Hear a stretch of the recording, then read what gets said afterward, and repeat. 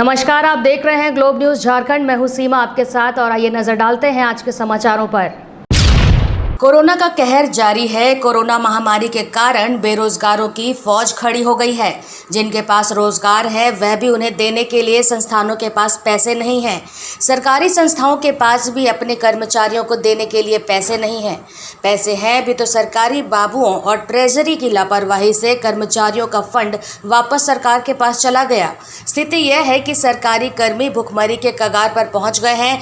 मामला पूर्वी सिंहभूम के वित्त रहित शिक्षकों का है, जहां पूर्वी सिंहभूम के लगभग 7 कॉलेज और 13 स्कूल के 150 से अधिक शिक्षक हैं। स्कूलों एवं 7 कॉलेजों के शिक्षक विभागीय लापरवाही की मार झेल रहे हैं, जिसका नतीजा यह है कि कोरोना महामारी के दौर में जिले के सभी वित्त रहित शिक्षक भुखमरी के कगार पर पहुंच गए हैं।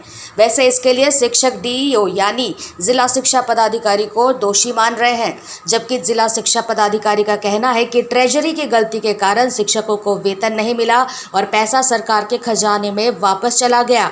वैसे पड़ोसी जिला सरायकेला और चाईबासा के शिक्षकों को अनुदान मिल चुका है। वहीं जमशेदपुर के वित्त रहित शिक्षकों ने बताया कि डीईओ की लापरवाही के कारण मार्च महीने में उनके लिए आवंटित अनुदान लगभग राशि 1.5 करोड़ रुपए वापस हो गए। शिक्षकों ने राज्य सरकार से अविलंब अनुदान राशि जारी किए जाने की मांग की है। साथ ही इन्होंने राज्य के मुख्यमंत्री से इस नीति को समाप्त किए जाने की मांग की है। वित्त रहित शिक्षा नीति को शिक्षकों ने कोढ़ बताते हुए मुख्यमंत्री से इस नीति में बदलाव किए जाने की मांग की है। फिलहाल वित्त रहित शिक्षक, विभागीय अधिकारी, ट्रेजरी और सरकार के बीच फंसे पेंच का दंश झेलने को विवश हैं। अब देखना यह दिलचस्प होगा कि इन शिक्षकों की मांग कब तक पूरी होती है, क्योंकि कोरोना महामारी के इस दौर में सरकार ने पहले ही खजाना खाली होने का ऐलान कर दिया है। लेकिन यहाँ वितरण के समय में डीओ या ट्रेजरी, जो भी बोलो, ट्रेजरी और डीओ के ऑफिस कार्यालय के लेन देन या कागजाती के कारण, विलंब के कारण अनुदान लैप्स हो जाता है। क्या लगता है कि लापरवाही है? ये लापरवाही, बिल्कुल लापरवाही है। यही डीओ जाकर सरायकेला में बांट के आ गए और यही डीओ जमशेदपुर अपने पूर्वी सिंहभूम में जहाँ स्थापित है वहाँ नहीं दे पाए। दुर्भाग्य यह है कि शिक्षा नीति में वितरित शिक्षकों को वर्ष में केवल एक बार अनुदान दिया जाता है और एक वर्ष अनुदान 1 वर्ष के बाद आता है। इसके बावजूद पूर्वी सिंहभूम जिले में लगभग 1.5 करोड़ से अधिक रुपए का अनुदान आया था, जिसमें कुल 12-13 स्कूल हैं और 4 या 7 कॉलेज हैं। इन सभी संस्थानों का अनुदान डीओ ऑफिस और ट्रेजरी दोनों की लापरवाही से लैप्स कर गया है। ये 19-20 का अनुदान है। तो बोल रहे हैं कि ट्रेजरी से पारित नहीं हुआ होगा, अब इस साल अनुदान मिलता है तो हम भुगतान करेंगे। इसके लिए लिखित भेजे थे क्या? ना, वो तो सरकार देती है, अनुदान वही सैंक्शन करती है। आज साक्षी स्थित शीतला मंदिर प्रांगण में स्वर्गीय श्री अंबिका बनर्जी केंद्रीय दुर्गा पूजा कमेटी के भूतपूर्व साउथ जोन उपाध्यक्ष, राष्ट्रीय जनता दल के जिलाध्यक्ष एवं बंग बंधु जैसे कई क्लब एवं संस्था के अंगरक्षक रह चुके श्री अंबिका बनर्जी की आत्मा की शांति के लिए शांति सभा रखी गई थी, जिसमें उपस्थित केंद्रीय दुर्गा पूजा कमेटी के अध्यक्ष चंद्रनाथ बनर्जी, राम बाबू, महामंत्री सेंट्रल दुर्गा पूजा कमेटी एवं उपाध्यक्ष आशुतोष सिंह उपस्थित थे। सभी उनके आकस्मिक मृत्यु पर दुख प्रकट किए। साथ ही राम बाबू सिंह ने बताया कि जो बाहर में चर्चा चल रही है हमारे संस्था के विषय पर अध्यक्ष के साथ विवाद की बात वह सरासर गलत है। आज भी हम लोग एकजुट हैं और एकजुट रहेंगे एवं शांति पूर्वक जमशेदपुर अंचल के दुर्गा पूजा संचालन कमेटी को सुचारू रूप से संचालित करेंगे। वहीं इस मौके पर कांग्रेस दल के विजय खां एवं अपर्णा उपस्थित थे। उन सभी ने अंबिका बनर्जी जी के आकस्मिक मृत्यु पर शोक प्रकट किया है। वह सबों के लिए एक मिसाल था, सबों के लिए सभी लोग उनसे, उनकी इस घटना से महर्त हैं। उनको दाह संस्कार में कोरोना के चलते हम लोग तो सम्मिलित नहीं हो पाए, इसीलिए आज केंद्रीय समिति के द्वारा यहाँ श्रद्धांजलि सभा का आयोजन किया गया। 1977 के साथ जब अंबिका बनर्जी हाफ पैंट पहन के मेरे समिति में आते थे, तब से मैं साथ हूँ। मुझे सबसे बड़ी बात अच्छी लगती है, वह व्यक्ति ऐसा था कि किसी परिस्थिति में आरजेडी को नहीं छोड़ा। बहुत सारे रात्रि उतार चढ़ाव, सत्ता बदले, विकेंद्रीकरण हुए, नए नए लोग आए, असामाजिक तत्व आए, फिर वो अपना एक धरातल पर रहा जो हमारे साथ रहा। फिर पुनः हमारे साथ होकर पूरे शहर को एक मार्गदर्शन जो देता है।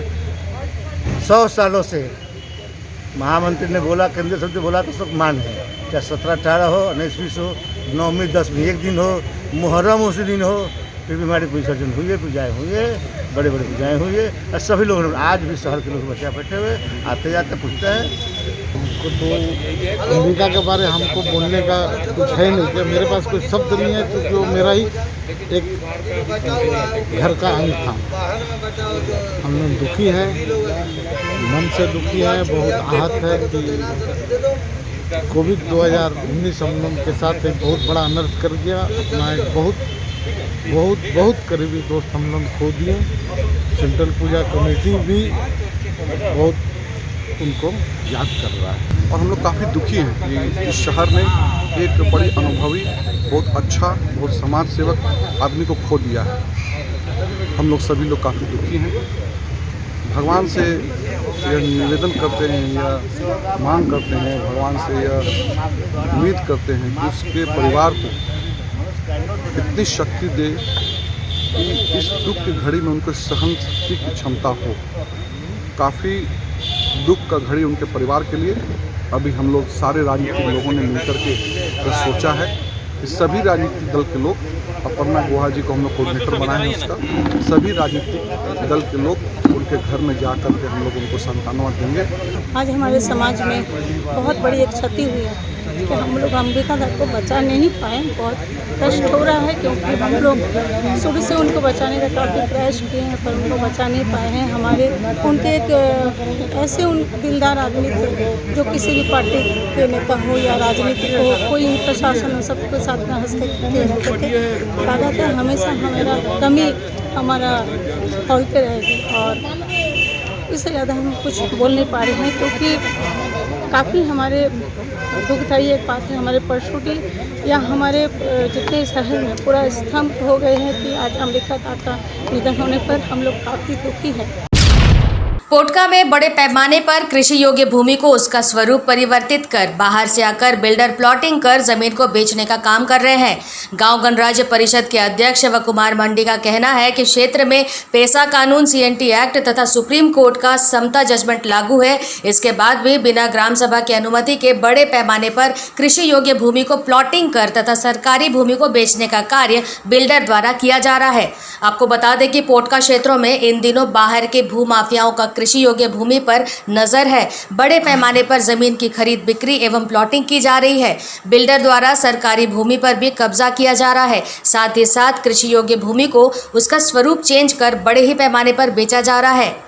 और पोटका ब्लॉक में बहुत सारे जो लोकल का जो प्रतिनिधि है या मुखिया लोग भी शामिल है और सब लोगों को पैसा चाहिए, लेकिन सीएनटी एक्ट का पता नहीं है, 5th शेड्यूल का पता नहीं है, पैसा का पता, खाली पैसा चाहिए। सरकारी जमीन को बेच करके ये प्लॉटिंग करके और अपने कृषि जमीन को बेच करके और बोलता है हमारा कृषि प्रधान देश है और सब रूपांतर कर रहा है उसको व्यवसाय के लिए। कृषि सरासर गलत है और ये जमीन का स्वरूप जो कृषिजक जमीन है उसको बदलने का पावर नहीं है। ये तो सीओ के स्तर पर सीओ को इसको देखना चाहिए और जिला स्तर पे भी जो जमीन संबंधित जो अफसर है, LRDC है, ADC है, डिप्टी कमिश्नर है, ये मामला को ऊपर लेवल तक भी ले जाना पड़ेगा, तब जाके ये रुकेगा। सेवा स्थायी की मांग को लेकर धनबाद में पदस्थापित 86 सहायक पुलिसकर्मी पुलिस लाइन धनबाद से पैदल मार्च करते हुए रांची रवाना हुए। 12 सितंबर शनिवार को सीएम आवास घेरेंगे। झारखंड के 12 राज्यों में पदस्थापित 2500 सहायक पुलिसकर्मी घेराव कार्यक्रम में शामिल होंगे। ज्ञात हो कि चरणबद्ध आंदोलन की कड़ी में इससे पूर्व सहायक पुलिसकर्मियों ने काला बिल्ला लगाकर ड्यूटी की। इसके उपरांत अनिश्चितकालीन हड़ताल प्रारंभ की। अब मांगे पूरी होने तक रांची में सीएम आवास घेराव कार्यक्रम जारी रखने का निर्णय लिया है। गौरतलब है कि वर्ष 2017 में झारखंड के 12 जिलों में कुल 2500 महिला पुरुष सहायक पुलिस के पद पर बहाल हुए थे। 2 साल के अनुबंध पर इन्हें 10,000 रुपये मासिक मानदेय पर बहाल किया गया। तत्कालीन सरकार ने इनका 1 वर्ष का सेवा विस्तार भी किया। पिछले 20 अगस्त को इनकी सेवा समाप्ति की अवधि पूरी हो चुकी है। नियम अनुसार सेवा स्थायी की मांग को लेकर सहायक पुलिसकर्मियों ने चरणबद्ध आंदोलन शुरू किया। सहायक पुलिसकर्मियों का कहना है कि अन्य पुलिसकर्मियों की भांति सहायक पुलिसकर्मी भी चुनाव ड्यूटी, ट्रैफिक ड्यूटी सहित कोविड-19 जैसी विपरीत परिस्थिति में भी निष्ठा भाव से योगदान करती है। वर्ष 2017 में बहाली के समय तत्कालीन मुख्यमंत्री रघुवर दास के द्वारा यह घोषणा की गई थी कि सहायक पुलिसकर्मियों की सेवा स्थायी की जाएगी। आज सभी 12 जिले में पदस्थापित सहायक पुलिसकर्मी अपनी नौकरी को लेकर संशय में हैं। हर जिले में स्थानीय विधायक को ज्ञापन सौंपकर स्थायी नियुक्ति के संबंध में सरकार तक बात पहुंचाने का आग्रह कर चुके हैं। अब अपनी मांगों को लेकर हर संभव आंदोलन करने के लिए विवश हैं। आज हम लोग का रांची धनबाद पुलिस लाइन से आज हम लोग रांची जाएंगे। रांची जाकर सीएम आवास में ज्ञापन सौंपेंगे अपनी मांगों को वहाँ तक। धनबाद से हम लोग सभी सहायक पुलिस धनबाद में जितने भी प्रतिनिधि हैं पैदल निकलेंगे। कहाँ जा रहे हैं? रांची के लिए सीएम आवास के पास। पोटका प्रखंड कार्यालय में एक कर्मचारी के कोरोना पॉजिटिव हो जाने से पूरे कार्यालय को सील कर दिया गया है।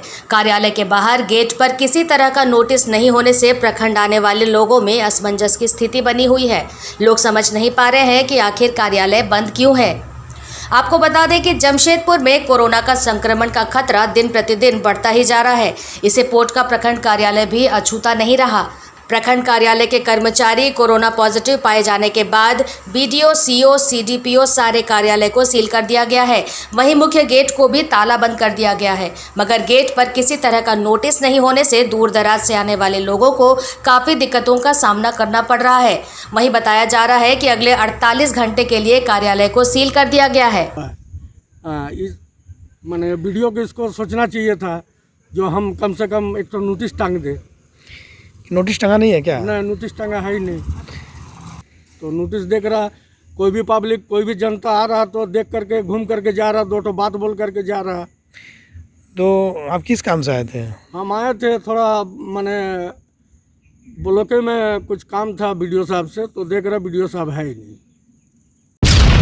जमशेदपुर के बागबेड़ा निवासी उमेश कुमार सिंह उर्फ पिंटू नामक व्यक्ति अपनी 85 साल की मां के लिए इंसाफ मांगने जिला पुलिस मुख्यालय पहुंचे। उन्होंने अपनी विधवा भाभी ममता सिंह और भतीजी प्रेरणा सिंह पर अपनी बूढ़ी मां को प्रताड़ित किए जाने का आरोप लगाया है। इस संबंध में उमेश कुमार सिंह ने बताया कि एक छोटे से दुकान से अपनी मां और बहन का परिवार चलाते हैं और पिता का देहांत हो गया है। उधर उनके भाई की मौत के बाद आधे से अधिक संपत्ति पर भाभी ने अपने अधिकार में ले रखा है। मां की सेवा के लिए घर में बहन को रखा गया है, लेकिन वह उसे भी घर से निकालने पर तुली है।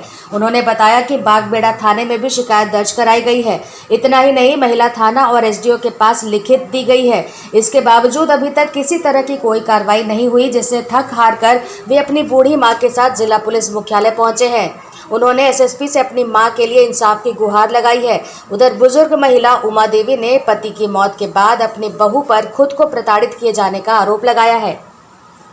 एसपी साहब से मिलने आए हैं माँ का गुहार लगाने के लिए कि माँ का इतना 85 साल उम्र हो गया है और तब इसके साथ ऐसे ऐसे प्रताड़ित किया जाता है। आते समय मेरा चप्पल गायब करवा दिया गया, तो हम दूसरा चप्पल पहन के आए। छोटा दुकान करते, पहले दूसरा काम करते थे। अब हम यही चाहते हैं कि माँ के साथ किसी तरह का ये नहीं करे। बहन जो मेरी माँ का साथ देती है उसको ठीक से करने के उसको बाप रखे, हम भगाते हैं।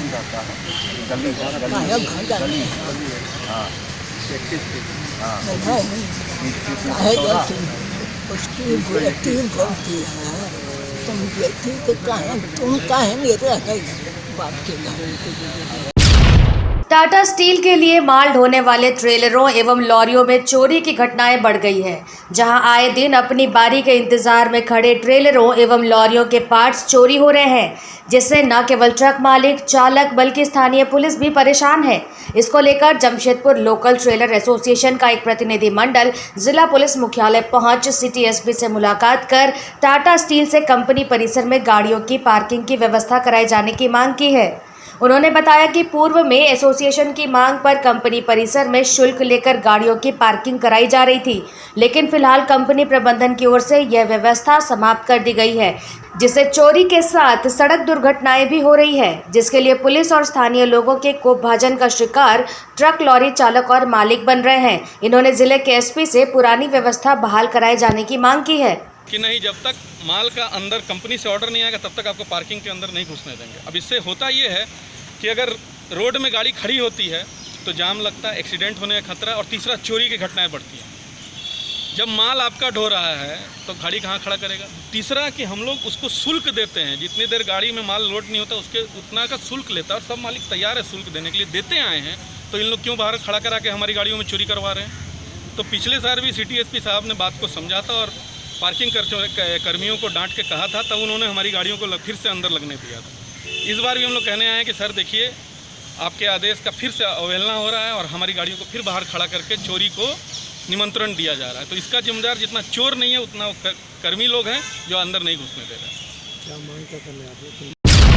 जमशेदपुर के बिष्टपुर थाना पुलिस ने छिनतई के मामले में 2 युवकों को गिरफ्तार कर न्यायिक हिरासत में भेज दिया है।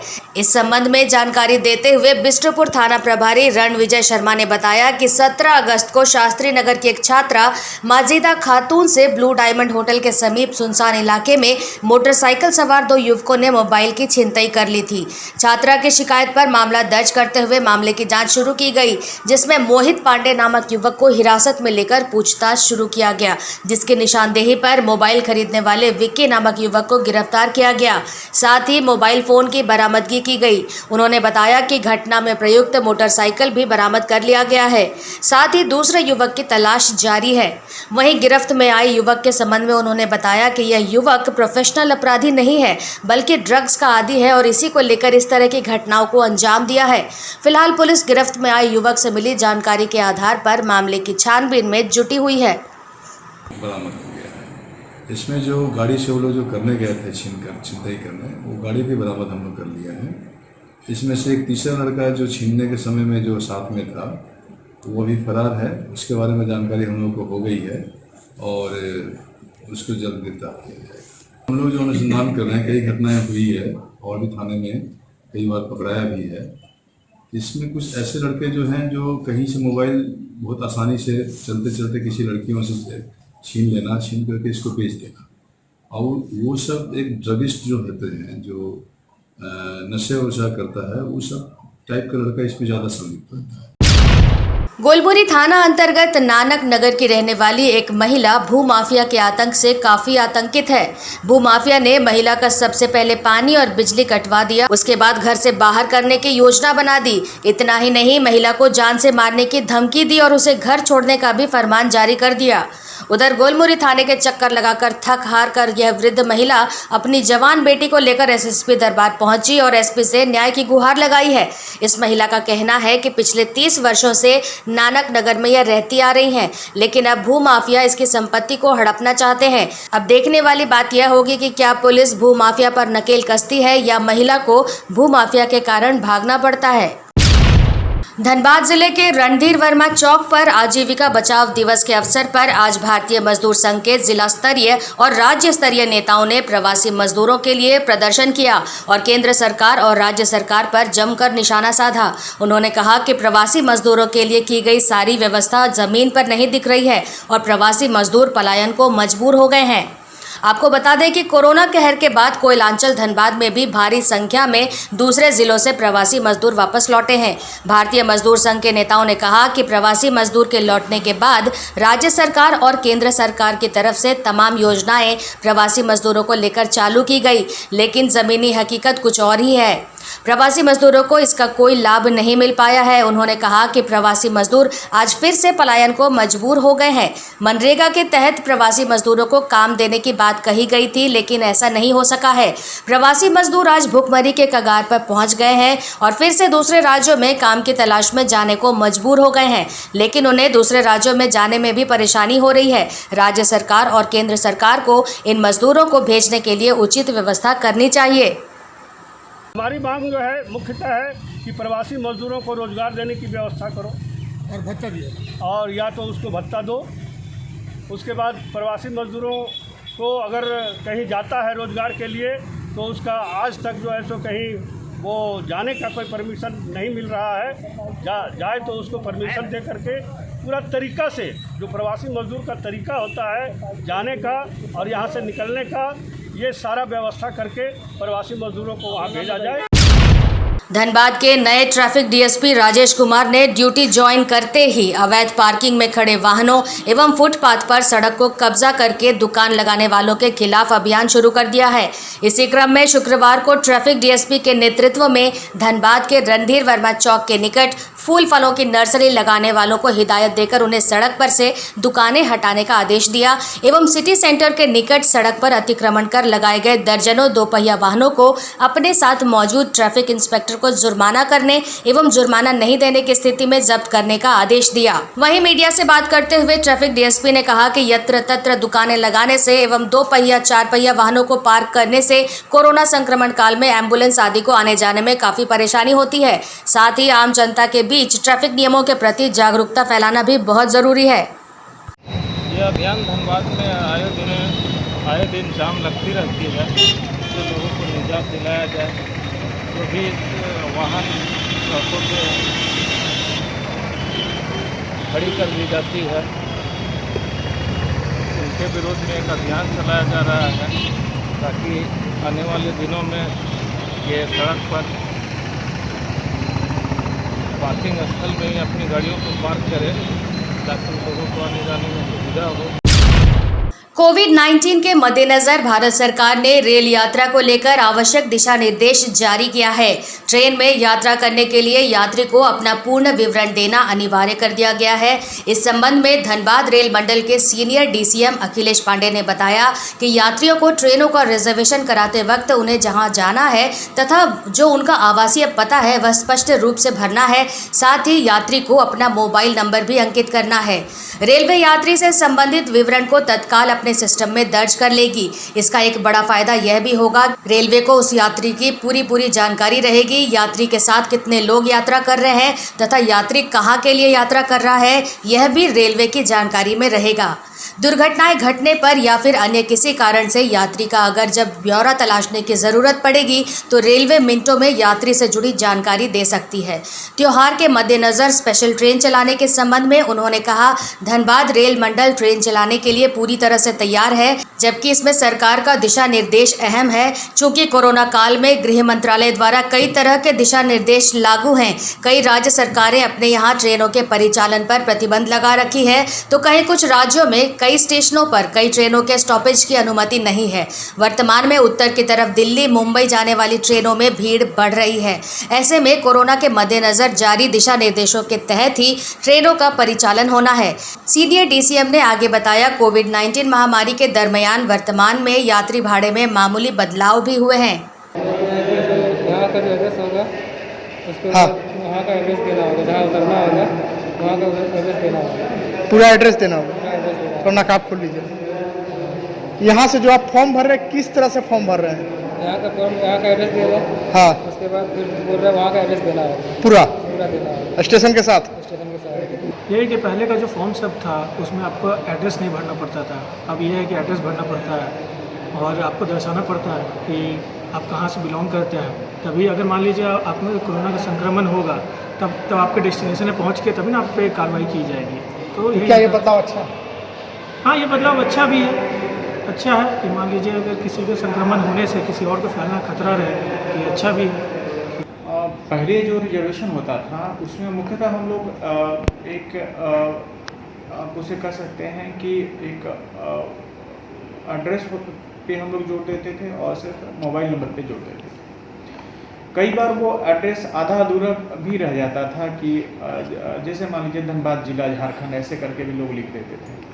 लेकिन अभी जो गृह मंत्रालय के और विभिन्न राज्य सरकारों के जो समय समय पर निर्देश आते रहते हैं कोविड से संबंधित, तो उसमें एक स्पष्ट एड्रेस उस व्यक्ति का जहां वो जा रहा है वहां का एड्रेस, एक स्पष्ट मोबाइल नंबर, जहां का आवासीय पता है वहां का पिन कोड, इन सारे डिटेल्स को, अगर ईमेल आईडी है तो ईमेल आईडी, उन सारे डिटेल्स को हम लोग सिस्टम में ही फीड कर दे रहे हैं, ताकि अगर किसी को कभी भी ज़रूरत पड़े कॉन्टैक्ट ट्रेसिंग की या किसी तरह की कोई दुर्घटना हो रही है तो उससे संबंधित चीज़ों को हम लोग मिनटों में प्राप्त कर सकें कि वो आदमी कहाँ रहता है, कहाँ से कहाँ गया है और उस आदमी के आसपास कितने लोग यात्रा किए हैं और उनका क्या एड्रेस और मोबाइल नंबर है। इन चीज़ों को हम मिनटों में प्राप्त कर सकें, इसी की प्रक्रिया के तहत ये नए निर्देश जारी किए गए हैं। बिहार विधानसभा चुनाव की डुगडुगी बजने ही वाली है। कभी भी बिहार विधानसभा चुनाव को लेकर निर्वाचन आयोग का फरमान जारी हो सकता है। इधर बिहार चुनाव को लेकर लगभग सभी राजनीतिक दलों की तैयारियां अंतिम दौर में चल रही है। वैसे इस बार झारखंड की राजनीति में अकेले भूचाल लाने वाले झारखंड की राजनीति के भीष्म पितामह कहे जाने वाले भाजपा के बागी सरयू राय की पार्टी भारतीय जन मोर्चा ने ब्रह्मपुर विधानसभा से अपना प्रत्याशी उतारने का ऐलान कर दिया है। जमशेदपुर के साक्षी स्थित पार्टी के केंद्रीय कार्यालय से प्रदेश अध्यक्ष धर्मेंद्र तिवारी ने इसकी औपचारिक घोषणा करते हुए इसकी जानकारी दी। वहीं पार्टी के प्रत्याशी रमेश सिंह कुंवर ने अपनी जीत सुनिश्चित बताते हुए ब्रह्मपुर सीट जीतकर पार्टी के नेता सरयू राय की झोली में देने का दावा किया। वैसे सरयू राय ने पूर्व में लालू यादव की पार्टी आरजेडी और पप्पू यादव की पार्टी जन अधिकार पार्टी को समर्थन देने की बात कही थी। अचानक से पार्टी की ओर से प्रत्याशी उतारे जाने के पीछे क्या कारण है, इसके जवाब का इंतजार रहेगा। वैसे माना जा रहा है कि सरयू राय की पार्टी बिहार विधानसभा चुनाव में 10 से 12 सीटों पर अपनी प्रत्याशी उतारेंगे। फिलहाल सरयू राय की पार्टी के इस मास्टर स्ट्रोक का बिहार की राजनीति पर क्या असर पड़ेगा, यह देखने वाली बात होगी। वहीं पार्टी के प्रत्याशी ने बताया कि सरयू राय उनके स्टार प्रचारक होंगे। साथ ही कई और भी चौंकाने वाले प्रचारक बिहार के लोगों को देखने को मिलेंगे। माननीय सरयू राय जी को जीत दिलाई, उसमें इनकी महत्व भूमिका रही। उसके तहत ये इन्होंने इच्छा जाहिर की कि हम जनता मोर्चा के तरफ से ही चुनाव लड़ेंगे और हम लोगों के लिए, हम कार्यकर्ताओं के लिए गर्व की बात है। उसके लिए हम सभी इनको धन्यवाद देते हैं और अभी हम लोग इनको अपने साथ अपने परिवार में ज्वाइन कराएंगे। पहले सब परिवार में है, लेकिन आज हम लोगों को खुशी है कि हम लोग भी एक पहला प्रत्याशी बिहार के लिए घोषित कर रहे हैं। बेरोजगारी, भ्रष्टाचार और नौजवानों के लिए उचित शिक्षा, उचित चिकित्सा, किसानों के लिए सही व्यवस्था। कांग्रेस के वरिष्ठ नेता और पूर्व मंत्री के.एन. त्रिपाठी आज धनबाद पहुंचे और सर्किट हाउस में कार्यकर्ताओं और नेताओं के साथ मुलाकातें की। साथ ही मीडिया को भी संबोधित करते हुए कई बातों को रखा। इस दौरान बेरमो और बरहेट विधानसभा चुनाव को लेकर सरकार और पार्टी की तैयारी पर भी अपनी राय दी और कहा कि हम लोग पूरी तरह से तैयारी में लगे हुए हैं और हमारी जीत होगी। वहीं त्रिपाठी ने मीडिया से केंद्र सरकार पर समन्वय नहीं रखने का आरोप लगाया। कहा कि केंद्र सरकार राज्यों से संबंध स्थापित नहीं कर रही है। फैसले के बाद राज्य को अपना फैसला राज्यों को थोपना चाहती है, लेकिन राज्यों का जो हक है वह राज्यों को मिलना चाहिए।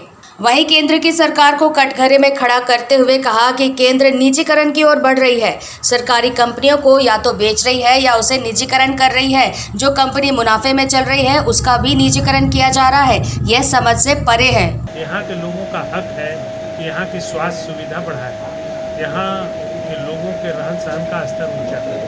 लेकिन यदि CSR का पैसा बाएं से दाएं और दाएं से बाएं करके खर्च कर देगी या भारत सरकार को भेज देगी, तो फिर उस कानून बनाने का कोई मतलब नहीं है जो पार्लियामेंट ने लॉ इनेक्ट किया श्रीमती सोनिया गांधी जी के नेतृत्व में जो बनाया गया था। 13 तारीख रविवार हल्दी बनी क्लब प्रांगण में श्री अंबिका बनर्जी की आकस्मिक मृत्यु के कारण शोक सभा का आयोजन किया गया है। हल्दी बनी क्लब के सेक्रेटरी द्वारा इसकी जानकारी दी गई। रविवार दिन বিকেল 5টা থেকে শুরু হবে। আমি চাই যে সবাইকে আমন্ত্রণ জানাতে, যে সবাই এসে তাকে শ্রদ্ধাঞ্জলি অর্পিত করে। নাম প্রসেনজিৎ ভৌমিক, রত্নকারের সেক্রেটারি।